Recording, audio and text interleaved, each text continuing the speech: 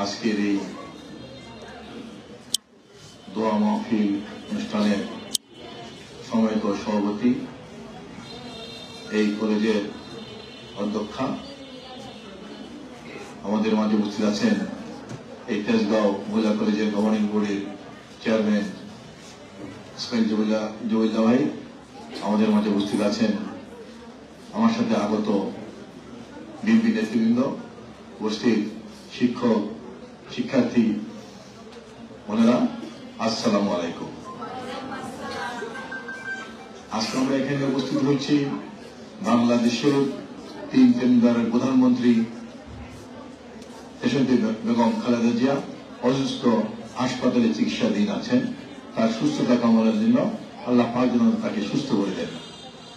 কিন্তু প্রশ্ন হলো, বেগম খালেদা জিয়া কিভাবে অসুস্থ হলেন? এটা হলো বড় প্রশ্ন। আপনারা জানেন, ফ্যাসিস্ট সরকারের আমলে বেগম খালেদা জিয়াকে একটি মিথ্যা মামলা দিয়েছিল। তিনি 2 কোটি টাকা আত্মসাৎ করেছেন। সেই মামলায় বেগম খালেদা জিয়াকে 10 বছর সাজা দিয়েছিল, তিনি 6 বছর কারাবরণ করেছেন। তিনি কারাবরণ করার সময় তিনি এই বৃহত্তর তেজগাঁ রাস্তা দিয়ে, তেজগাঁ 7 স্তর মোড়, টঙ্গী ডিভিশন রাস্তা, মগবাজার মোড় দিয়ে সুস্থ অবস্থায় তিনি কোর্টে গেলেন, পুলিশ সারেন্ডার করে দিয়ে কারাগারে গেলেন। তিনি সুস্থ অবস্থায় কারাগারে গেলেন, আর তিনি কারাগারে গিয়ে অসুস্থ হয়ে পড়লেন। কিন্তু যে মামলাটির কারণে তাকে সাজা দেওয়া হলো, সেই টাকার পরিমাণ হল 2 কোটি টাকা। যে টাকা বেগম খালেদা জিয়া ব্যাংক থেকে উঠাননি, ব্যাংক গিয়েছে, এবং ওটা বৃদ্ধি হয়ে এখন 8 কোটি টাকা হয়েছে। তারপরে কিন্তু ফ্যাসিস্ট সরকার বেগম খালেদা জিয়াকে ওই মামলায় 10 বছর সাজা দিয়েছেন, তিনি 6 বছর কারাবরণ করেছেন। আজব দেশ, তাই না? 3 টাকা উঠানে ব্যাংক গিয়েছে, তারপরে সেই টাকা আত্মসাতের অভিযোগে সাজা দেওয়া হলো। আমরা দেখেছি ফ্যাসিস্ট আমলে হাসতে হাসতে ফ্যাসিস্ট প্রধান শেখ হাসিনা বলেছেন, আমার পিয়ন 400 কোটি টাকার মালিক, আমার পিয়ন হেলিকপ্টারে চলাফেরা করে। এই তার পিয়ন 400 কোটি টাকার মালিক হেলিকপ্টারে চলাফেরা করে, তার প্রতি কোনো মামলা হয়নি, গ্রেপ্তার হননি, সাজা হয়নি। আজব দেশ।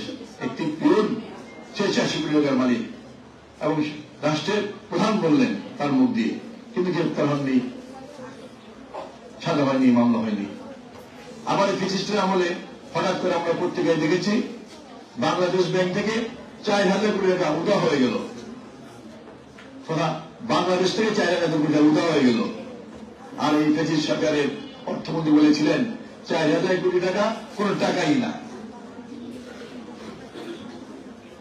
এই যে 4000 কোটি টাকা বাংলাদেশ ব্যাংক থেকে তথা বাংলাদেশ থেকে উঠা হয়ে গেল, কারণ অনেক কোনো মামলা হয়নি, কেউ গ্রেপ্তার হয়নি, কারো সাজা হয়নি। কিন্তু 2 কোটি টাকা অনেক টাকা।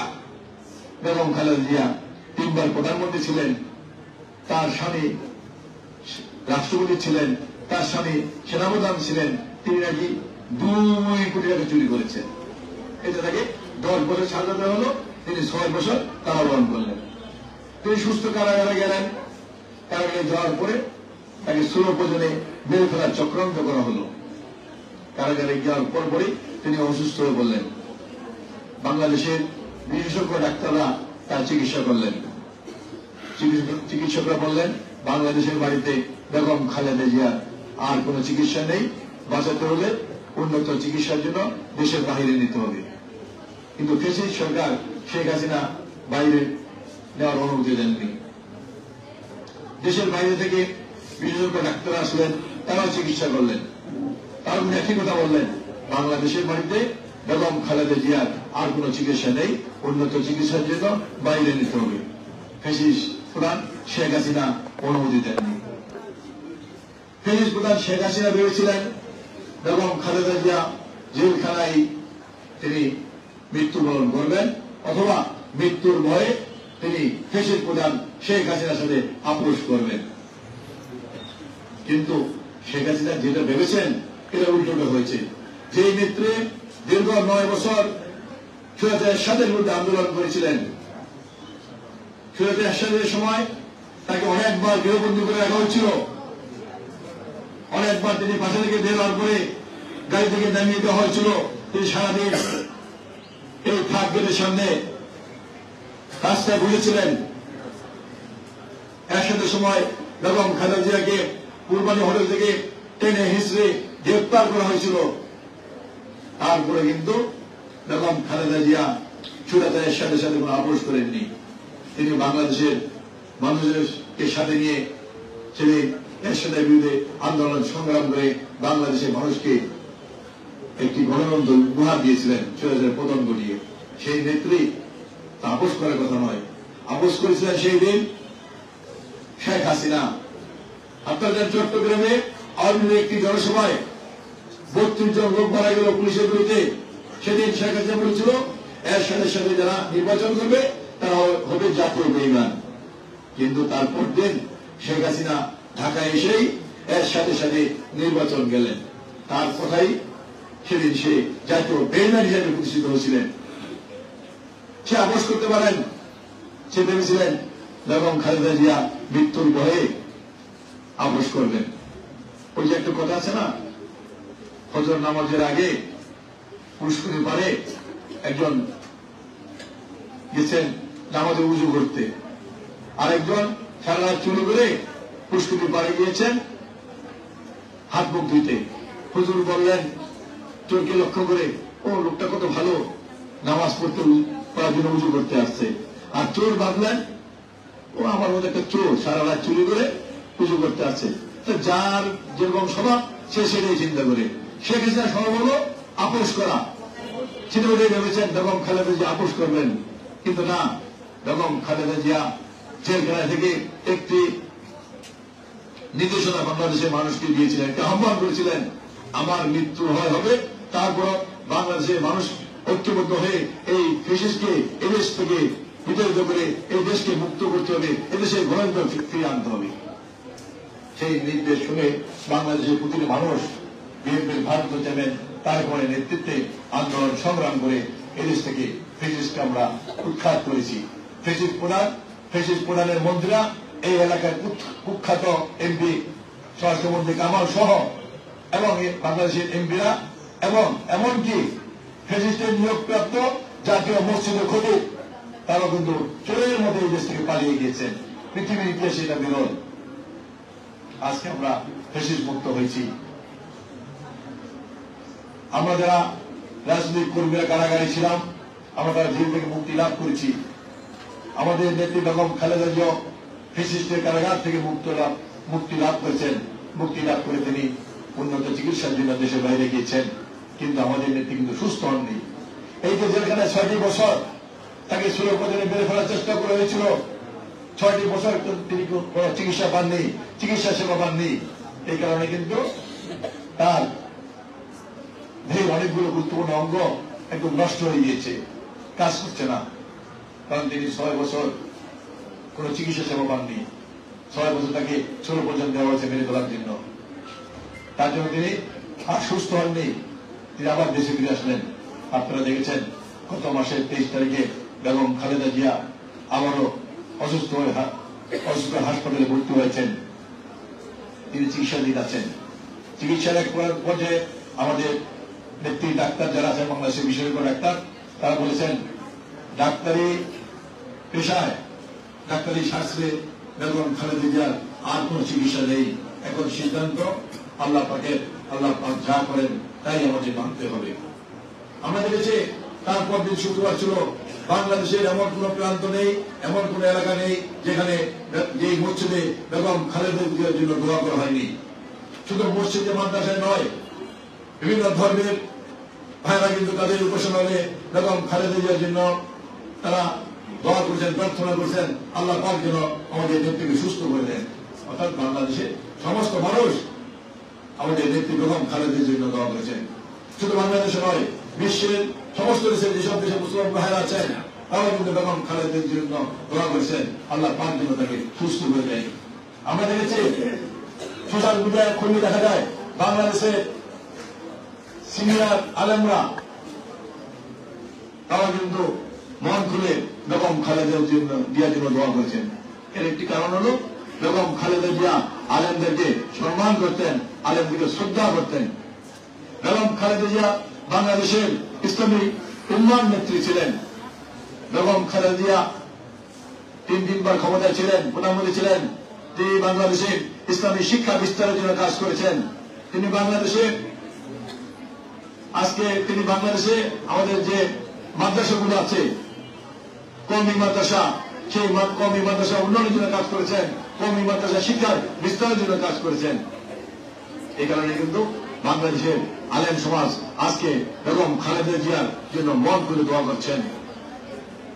বেগম খালেদা জিয়া যখন প্রধানমন্ত্রী ছিলেন তিনবার, তার আমলে বাংলাদেশের সকল ধর্মের মানুষ কিন্তু নিরাপদে ছিলেন। আজকে সকল ধর্মের বর্ণের মানুষ কিন্তু আজকে বেগম খালেদা জিয়ার জন্য দোয়া করছেন মন খুলে। আল্লাহ পাক যেন তাকে সুস্থ করে দেন। সকল মানুষের দোয়া আল্লাহ পাক বেগম খালেদা জিয়াকে এখনো জীবিত আছেন, এখনো তিনি জীবিত আছেন, কিন্তু সুস্থ নন। তাই আমরা এসেছি এই কলেজের শিক্ষক শিক্ষিকা এবং বন্ধুদের কাছে, আমরা যেন আপনারা সবাই যেন মন খুলে একটু আমাদের নেত্রী বেগম খালেদা জিয়ার জন্য দোয়া করবেন। আল্লাহ পাক যেন তাকে সুস্থ করে আবার আমাদের মাঝে ফিরিয়ে দেন, উনি যেন আবার দেশের মানুষের সেবা করতে পারেন। আপনারা জানেন আমরা আমাদের ভারত তারেক রহমানের নেতৃত্বে দীর্ঘ 16 বছর আন্দোলন সংগ্রাম করেছি মানুষের ভোটের অধিকার আদায়ের জন্য, মানুষের গণতান্ত্রিক অধিকার আদায়ের জন্য। গত 16 বছর মানুষ ভোট দিতে পারেনি, দিনের ভোট রাতে দিয়ে সম্পন্ন করেছে। যারা নতুন ভোটার হয়েছেন গত 16 বছর, কেউ কিন্তু ভোট দিতে পারেনি। আমাদের এই বাংলাদেশের ইতিহাসে, পৃথিবীর ইতিহাসে এই ফ্যাসিস্ট সরকার শিখিয়েছে দিনের ভোট রাতে দেওয়া যায়। তাই এই ফ্যাসিস্ট সরকার আমলে বাংলাদেশ সবার ভোট আগের দিন রাতে দিয়ে সম্পন্ন করে তারপর দিন ফলাফল ঘোষণা করেছে। কিন্তু আগামী নির্বাচনে সেটি হওয়ার কোন সুযোগ নেই, কারণ সেই ফ্যাসিস্ট স্বৈরাচারকে বাংলাদেশের মানুষ এদেশ থেকে বিতাড়িত করেছে। আগামী বছর ফেব্রুয়ারি মাসে সেই একটি নির্বাচন হবে। সেই নির্বাচনে এই ঢাকা 12 থেকে বিএনপির পক্ষ থেকে আমাকে দাঁড়িয়ে সেই নির্বাচন করার সুযোগ করে দিয়েছেন। আপনারা জানেন 2018 সালেও কিন্তু এই ঢাকা 12 থেকে আমাকে নির্বাচন করার সুযোগ দিয়েছিলেন। সেটি কিন্তু তফসিল ঘোষণা করার সাথে সাথেই 1 সপ্তাহের মধ্যেই এই ঢাকা 12 এলাকায় 4টি থানায় 91টা মামলা দিয়েছিল। 4 থানায় 11টি মামলায় এক একটি মামলা 120 থেকে 160 জন আসামি, অর্থাৎ 11,000 আসামি ছিলেন। একটি নির্বাচনী এলাকায় যদি 11,000 আসামি থাকে আর কিছু থাকে, আর কিছু থাকে না। সেদিন কিন্তু এই মামলা থেকে আমাদের বন্ধ কিন্তু রেহাই পাইনি। মামলা কি হলো? বাংলাদেশের ইতিহাসে আমরা প্রথম দেখলাম, শুনলাম, শিখলাম গায়েবী মামলা। আপনাকে কেউ থাপড় দেয়নি, আপনি মামলা হয়েছে। আপনাকে কেউ বকা দেয়নি, আপনার মামলা হয়েছে। আপনার বাড়িতে কেউ যায়নি, আপনার বাড়িতে হামলার মামলা হয়েছে। যেটা বলে বাংলাদেশের ইতিহাসে মানুষ দেখলো গায়েবী মামলা হিসাবে। গায়েবী মামলা হতে পারে। এইভাবে 4টি থানায় 11টি মামলা দিয়েছে। তারা দিয়ে বাংলাদেশের মানুষকে নির্বাচন করতে দেয়নি। পুলিশ দিয়ে দিনের ভোট রাতে দিয়ে সম্পন্ন করেছে, আর দিনের বেলা শুধু ক্যামেরা রিহার্সেল হয়েছে, সন্ধ্যার সময় ফলাফল ঘোষণা করে দিয়েছে। কিন্তু আগামী নির্বাচনে সেই অবস্থা আর কোন সুযোগ নেই। বাংলাদেশের তরুণ সমাজ, যুব সমাজ, বাংলাদেশের মানুষ ভোট দিতে পারবে। তাই সবার কাছে আমার আহ্বান থাকবে, আগামী নির্বাচনে আমি এলাকার সন্তান, এই এলাকায় বড় হয়েছি, এলাকায় আমি রাজনীতি করেছি, সেই সুবাদে আমি আপনাদের কাছে আমার আহ্বান থাকবে, আগামী নির্বাচনে আমাকে ধানের শীষে ভোট দিয়ে জয়যুক্ত করে আপনাদের পাশে থাকার সুযোগ করে দিবেন, আপনাদের পাশে থেকে আপনাদের সেবা করার সুযোগ করে দিবেন। আল্লাহ পাক যেন আমাকে কবুল করেন। আমি আবারও বলছি, যে মানুষটি তার সারা জীবন এদেশে মানুষের জন্য কাজ করেছেন, কোন বন্যা, জলোচ্ছ্বাস, ঘূর্ণিঝড়, এমনকি কোন দুর্যোগে বেগম খালেদা জিয়াকে আটকাতে পারেনি। তিনি বাংলাদেশের এক প্রান্ত থেকে অন্য প্রান্ত ঘুরে ঘুরে মানুষের সেবা করেছেন। সেই মানুষটি আজকে অসুস্থ। যে মানুষটি আমাদের দেশে আলেমদেরকে সম্মান করতেন, শ্রদ্ধা করতেন, যে মানুষ ইসলামের শিক্ষা বিস্তারের জন্য কাজ করেছেন। আপনারা জানেন ফ্যাসিস্ট আমলে শাপলা চত্বরে আলেমরা একটি সমাবেশ করেছিল তাদের দাবি নিয়ে। সেদিন তখন খালেদা জিয়া বাংলাদেশের সবাইকে কিন্তু শাপলা চত্বরে গিয়ে আলেমদের পাশে দাঁড়ানোর জন্য আহ্বান করেছিলেন। সেই মানুষটি আজকে অসুস্থ, হাসপাতালে চিকিৎসাধীন, মৃত্যুর সাথে পাঞ্জা করছেন।